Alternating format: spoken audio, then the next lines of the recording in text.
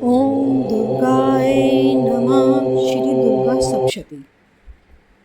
भक्तों, आज हम दुर्गा सप्तशती का 5वां अध्याय सुनेंगे। इसको सुनने से महान कल्याण होता है और यदि आप इसको अपने घर में चलाकर छोड़ दें तो आपके घर में भी एक पवित्रता और एक पॉजिटिविटी यानी कि खुशहाली आएगी।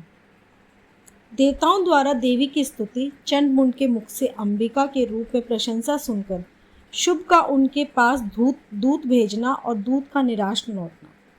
ऋषि कहते हैं, पूर्व काल में निशुभ और शुभ नामक असुरों ने अपने बल के घमंड में आकर शचीपति इंद्र के हाथ से तीनों लोकों का राज्य और यज्ञ भाग छीन लिए। वे ही दोनों सूर्य, चंद्रमा, कुबेर, यम और वरुण के अधिकार का भी उपयोग करने लगे।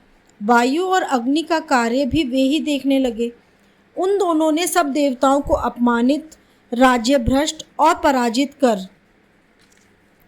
तथा अधिकारहीन करके स्वर्ग से निकाल दिया।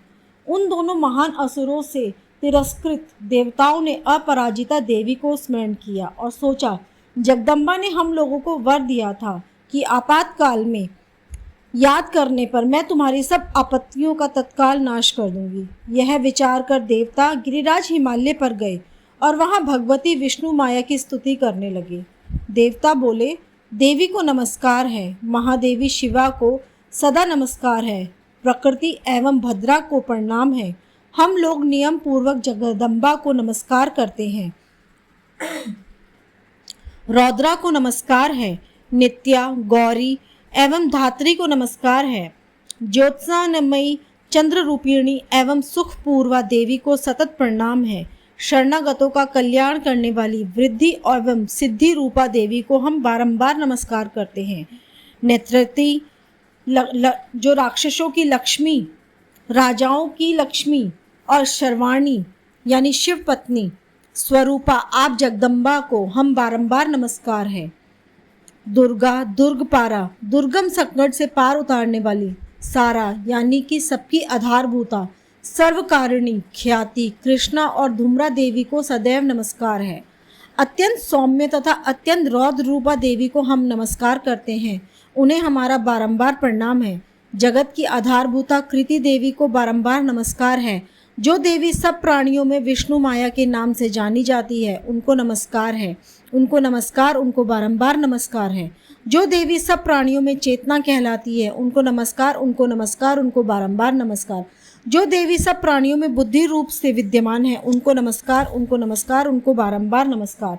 इसी तरीके से सभी देवियों को बारंबार नमस्कार करते हुए वह सभी देवी उस देवी का आह्वान करने लगे जो देवी सब प्राणियों में शांति रूप में विद्यमान है, जो देवी सब प्राणियों में जाति रूप में विद्यमान है, जो देवी सब प्राणियों में लज्जा रूप में विद्यमान है, जो देवी सब प्राणियों में शांति रूप में विद्यमान है, जो देवी सब प्राणियों में श्रद्धा रूप में विद्यमान है, जो देवी सब प्राणियों में कांति रूप में विद्यमान है, जो देवी सब प्राणियों में लक्ष्मी रूप में विद्यमान है, जो देवी सब प्राणियों में वृत्ति रूप में विद्यमान है, जो देवी सब प्राणियों में स्मृति रूप में विद्यमान है, जो देवी सब प्राणियों में दया रूप में विद्यमान है, जो देवी सब प्राणियों में तुष्टि रूप से विद्यमान है, जो देवी सब प्राणियों में मात्र रूप से विद्यमान है, जो देवी सब प्राणियों में भांति रूप से विद्यमान है, जो जीवों के इंद्रिय वर्ग की अधिशास्त्री देवी एवं सब प्राणियों में सदा व्याप्त रहने वाली है, उन व्याप्ति देवी को नमस्कार है।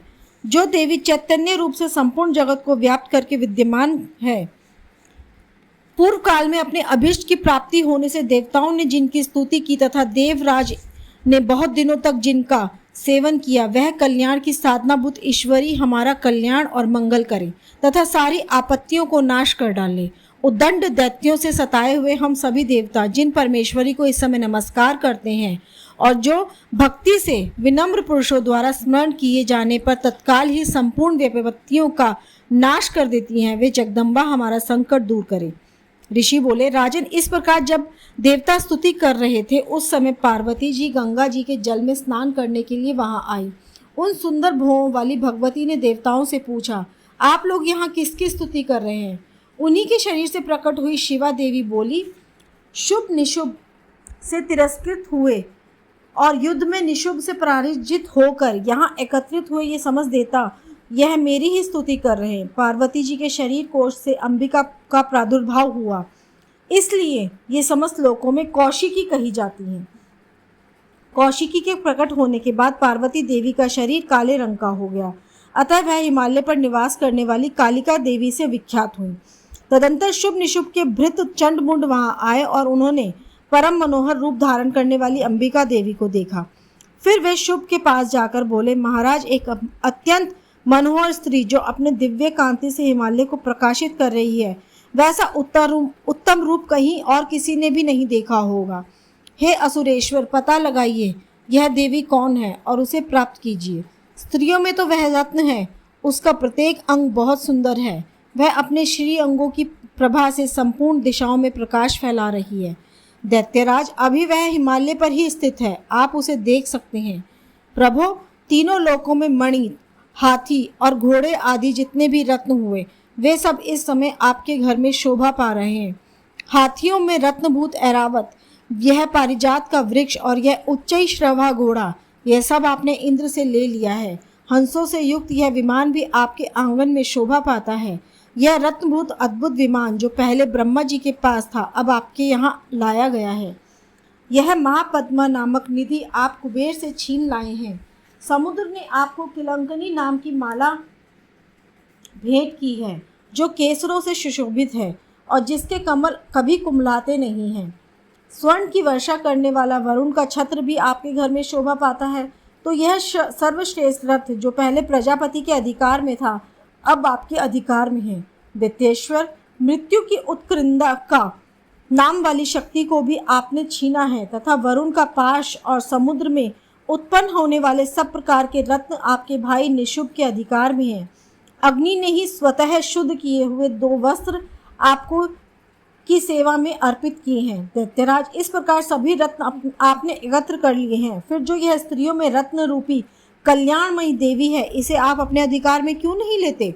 ऋषि बोले, चंडमुंड का यह वचन सुनकर शुभ ने महादैत्य सुग्रीव को दूत बनाकर देवी के पास भेजा और कहा, तुम मेरी आज्ञा से सामने ये बात कहना और ऐसा उपाय करना जिससे प्रसन्न होकर वह शीघ्र ही यहाँ आ जावे। वह दूत पर्वत के अत्यंत रमणीय प्रदेश में, जहाँ वह देवी सुशोभित थी, वहां गया और मधुर वाणी में कोमल वचन बोला। दूत बोला, देवी, दैत्यराज शुभ इस समय तीनों लोकों के परमेश्वर हैं। मैं उन्हीं का भेजा हुआ दूत हूँ और यहाँ तुम्हारे ही पास उपस्थित हुआ हूँ। उनकी आज्ञा सदा सब देवता एक स्वर में मानते हैं, कोई उसका उल्लंघन नहीं कर सकता। वे संपूर्ण देवताओं को परास्त कर चुके हैं। उन्होंने तुम्हारे लिए जो संदेश दिया है उसे सुनो। संपूर्ण त्रिलोकी मेरे अधिकार में है, देवता भी मेरी आज्ञा के अधीन चलते हैं। संपूर्ण यज्ञों के भागों को मैं ही भोगता हूँ। तीनों लोकों में जितने श्रेष्ठ रत्न हैं, वे सब मेरे अधिकार में हैं। देवराज इंद्र का वाहन ऐरावत, जो हाथियों में रत्न के समान है, उसे मैंने छीन लिया है। क्षीर सागर का मंथन करने से जो अश्व रत्न उच्चैःश्रवा प्रकट हुआ, उसे देवताओं ने मेरे पैरों पर पड़कर समर्पित किया है। सुंदरी, उनके अतिरिक्त और भी जितने रत्नभूत पदार्थ देवताओं, गंधर्वों और नागों के पास थे, वे सब मेरे पास ही आ गए हैं। हे देवी, हम तुम्हें संसार की स्त्रियों में रत्न मानते हैं, अतः तुम हमारे पास आ जाओ, क्योंकि रत्नों का उपभोग करने वाले हम ही हैं। चंचल और कटाक्षों वाली सुंदरी, तुम मेरी या मेरे महापराक्रमी भाई निशुभ की सेवा में आ जाओ, क्योंकि तुम रत्न स्वरूपा हो। इस प्रकार मेरा वरण करने से तुम्हें अतुलित महान ऐश्वर्य की प्राप्ति होगी।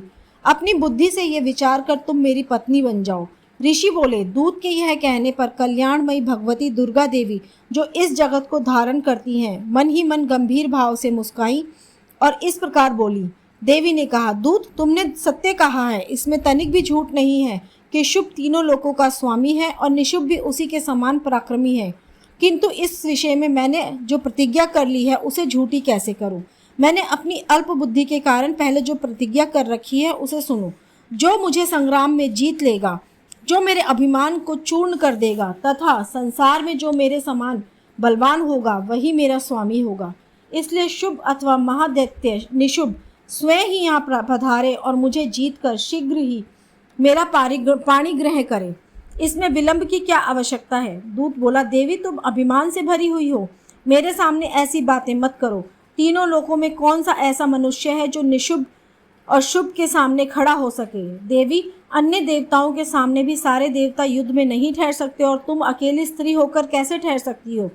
जिन शुभ निशुभ आदि दैत्यों के सामने देवता भी युद्ध नहीं खड़े हो, इंद्र आदि देवता भी युद्ध में खड़े नहीं हुए, उनके सामने तुम स्त्री होकर कैसे टिक सकोगी? इसलिए तुम मेरे ही कहने से शुभ निशुभ के पास बेहिचक चली आओ। ऐसा करने से तुम्हारे गौरव की रक्षा होगी, अन्यथा जब वे केश पकड़कर घसीटेंगे तब तुम्हें अपना गौरव गवा कर जाना पड़ेगा। देवी ने कहा, तुम्हारा कहना ठीक है। शुभ बलवान है और निशुभ भी बड़े पराक्रमी हैं, परंतु क्या करूं? मैंने पहले बिना सोचे समझे प्रतिज्ञा जो कर ली है, अतः तुम जाओ और मैंने तुमसे जो कहा है वह सब दैत्यराज से आदर पूर्वक कहना, फिर जो उचित जान पड़े वह करे। इति देवी दूत संवाद नामक 5वां अध्याय समाप्त।